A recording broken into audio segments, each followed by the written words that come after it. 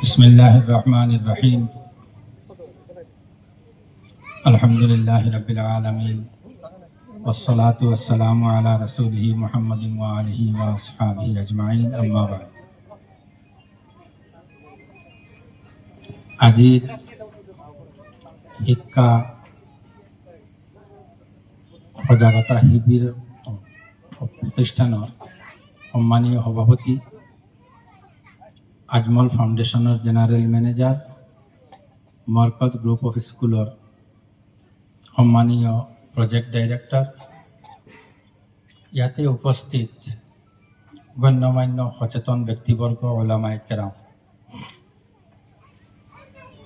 এই অনুষ্ঠানের মূল সপন দেখা হজরত মৌলানা মুফতি আব্দুল হক সাহেব রহমতুল্লাহি আলাইহি তেখেতর এক সুদূর প্রসারী চিন্তাধারার বাস্তব রূপ আৰু প্ৰিয়তম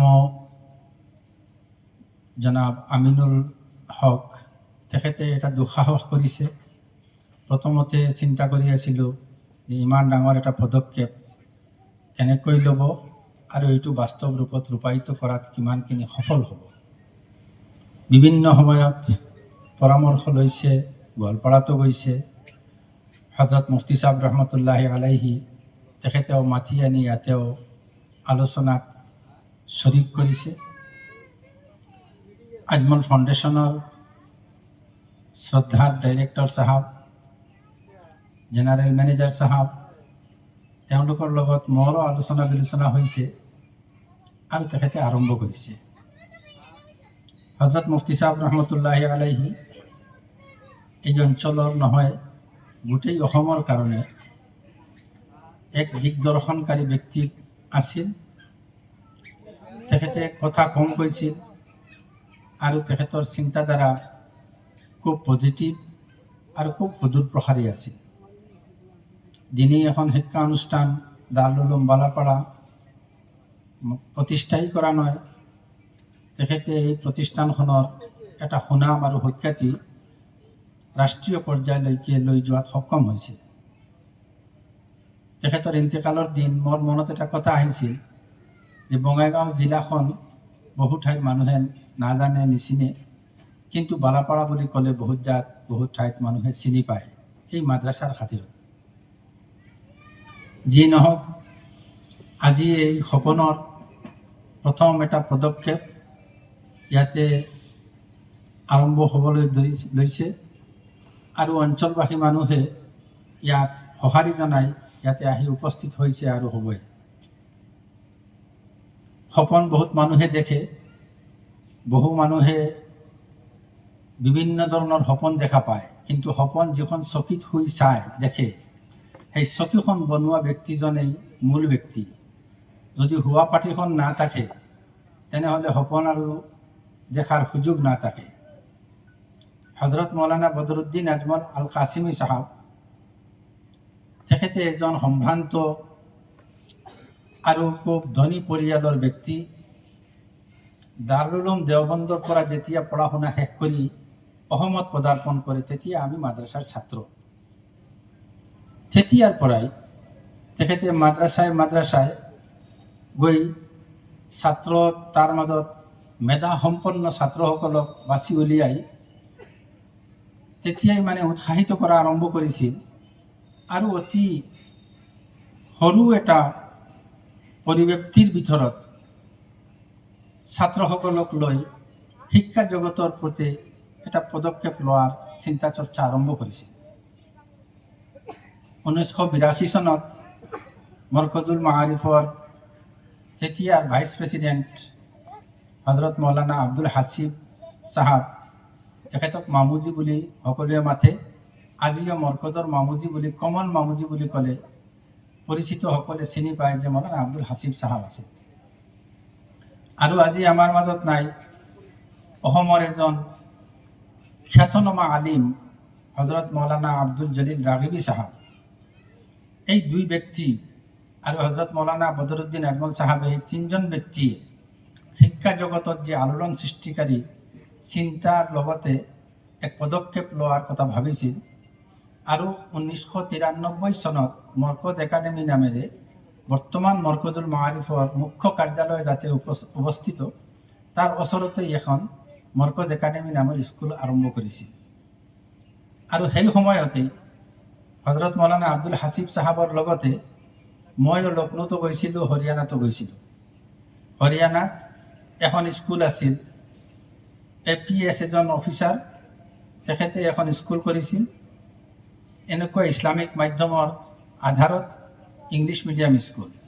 কিন্তু স্কুলখনৰ পৰিৱেশ, এনভাইৰনমেণ্ট, সকলো বস্তু আমি যিদৰে ভাবি আছিলোঁ সেইদৰে হোৱা নাছিল।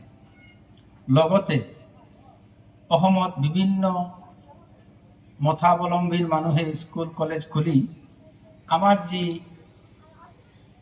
প্ৰজন্ম, এই প্ৰজন্মক ইছলামিক সঠিক ধ্যান ধাৰণা দিয়াত ব্যৰ্থ হোৱাত আমাৰ হজরত মৌলানা বদরুদ্দিন আজমল আল কাসিমি সাহাব খুব বেশি চিন্তিত হয়ে পড়েছিল যে আমার ল'ৰা, আমাৰ ছোৱালীবোৰে জাগতিক শিক্ষা অৰ্জন কৰি বিভিন্ন উচ্চ মৰ্যাদাত আসীন হ'ব, কিন্তু তেওঁলোকে মৌলিক যে নীতি আৰু মৌলিক যে সূত্ৰ আছে, মৌলিক যে ধাৰা আছে, সেই ধাৰাৰ পৰা দূৰ হৈ যাব।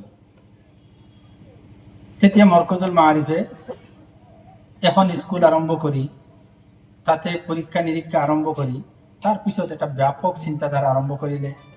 আৰু আমাৰ এই অসমৰ গৌৰৱ জনাব খসৰুল ইছলাম চাহাবে এটা যুগান্তকাৰী পদক্ষেপ আজমল ছুপাৰ 14 নামে আৰম্ভ কৰি অসমবাসীক দেখুৱাই দিলে, অসমবাসীক উপহাৰ দিলে যে আমাৰ অসমত যি মেধা, যি মেৰিট, যি স্কিল আছে, সেই স্কিলখিনি যদি আমি যতন লওঁ তেনেহ'লে আমি কিমানখিনি সফলতাৰ শীৰ্ষত স্থান লাভ কৰিব পাৰোঁ। জেনাৰেলি আজিৰ দিনত স্কুল কলেজত বা অভিভাৱকসকলে, মই ইয়াতে বক্তৃতা দিয়াৰ উদ্দেশ্যেৰে অহা নাছিলোঁ, মই আহিছিলোঁ যে আমাৰ আমিনুল হক চাহাবে আৰু মৌলানা এনামুল হক চাহাব দুজনেই বয়স হিচাপে এওঁলোকে বহুত সৰু মানুহ বয়সৰ তুলনাত, কিন্তু যিটো চিন্তা কৰিছে, চিন্তা আৰম্ভ কৰি কাম আৰম্ভ কৰিছে, সেই কামত যদি আমাৰ নিচিনা মানুহৰ দৰে তেওঁলোকক যদি অলপ মনত সাহস আহে আৰু তেওঁলোকে যদি এটা মনত বল পায়, সেইটো দিয়াৰ কাৰণেই আহিছিলোঁ। তেখেতে মোক কৈছিলোঁ যে আপুনি উপস্থিত থাকিলে মই মনত সাহস পাম, গতিকে আৰু বিভিন্ন কাৰ্যসূচী বাদ দি ইয়াতে আহি উপস্থিত হৈছোঁ, বক্তব্য ৰখাৰ কাৰণে নহয়। এটা কথা, অভিভাৱকৰ মাজত আজি এটা কম্পিটিশ্যন আৰু প্ৰতিযোগিতা দেখা যায় যে ল'ৰা বা ছোৱালী যিসকল স্কুলত যায় পঢ়ায়, এই পঢ়া শুনাৰ ক্ষেত্ৰত এটা ফৰ্মুলা আমাৰ অভিভাৱকে বা কিছুমান ক্ষেত্ৰত আৱাসিক স্কুলৰ শিক্ষকে বা পৰিচালকসকলে পাহৰি যায়। তেওঁলোকে চিন্তা কৰে কি যে এটা শিশু বা এটা বাচ্চা তেওঁ পঢ়াৰ কাৰণে, কিন্তু আচলতে শিক্ষাবিদসকলে কয় যে बच्चे तालीम के लिए नहीं है, तालीम बच्चे के लिए है। Education for child, not child for education. इटू डाঙৰ আখৰেৰে প্ৰতিখন স্কুলত আৰু প্ৰতিখন ঘৰত যিসকলত শিশুসকল পঢ়া শুনাত যায় তেওঁলোকৰ ঘৰত থাকিব লাগে যে education for child, not child for education. আমি গোটেই দিন, গোটেই ৰাতি, গোটেই সময়খিনি যদি এই চাইল্ডক খালি এডুকেশ্যনৰ খানাটো খুৱাই থাকোঁ তেনেহ'লে এইটো ডিহাইড্ৰেশ্যন হয়, বদহজমি হয় আৰু তাৰপিছত আমাৰ ল'ৰা ছোৱালী নষ্ট হৈ যায়। দ্বিতীয় কথা, স্কুল কলেজৰ আজি অভাৱ নাই। প্ৰতিটো ক্ষেত্ৰত এটা খুব ভাল বন্দোবস্ত হৈছে যে সকলো ঠাইত এখন প্ৰাইভেট স্কুল খোলা হয় আৰু প্ৰাইভেট স্কুলত পঢ়াই ছাত্ৰসকলক বিদায় কৰি দিয়া হয়। নৈতিকতা আৰু মৰেলিটিৰ আধাৰত প্ৰতিষ্ঠা লাভ কৰা স্কুলৰ সংখ্যা আজিও তাৰ প্ৰয়োজন আছে। মৰকজ একাডেমি বা আজমল ফাউণ্ডেশ্যনৰ তত্ত্বাৱধানত থকা স্কুলত আমি এটা গ্ৰুপ তৈৰি কৰিব বিচাৰোঁ, যিসকলে আধুনিক শিক্ষাৰ অলংকাৰে অলংকৃত হৈ আৰু যিটো কৰাপশ্যন আছে, কৰাপশ্যনৰ পৰা বাচি থাকি সমাজক যাতে সঠিক পথৰ দিশা দিব পাৰে আৰু নিজেও এটা ভাল মানুহ হৈ দেশৰ এজন সুনাগৰিক হিচাপে নিজৰ পৰিস্থিতি দাঙি ধৰিব পাৰে। এনেকুৱা স্কুলৰ আজি প্ৰয়োজন আছে। আশা কৰোঁ বালাপাৰা হজৰত মুফতি সাহেব ৰহমতুল্লাহি আলাইহিৰ সপোনৰ যি বাস্তৱ ৰূপ, এই বাস্তৱ ৰূপৰ পৰা আমি সমাজবাসীয়ে, অসমবাসীয়ে এনেকুৱা কিছুমান ছাত্ৰ ছাত্ৰী পাম যিসকলে নিজে ভাল মানুহ হোৱাৰ লগতে আৰু কিছুমান মানুহক ভাল ৰাস্তা দেখুৱাব পাৰে।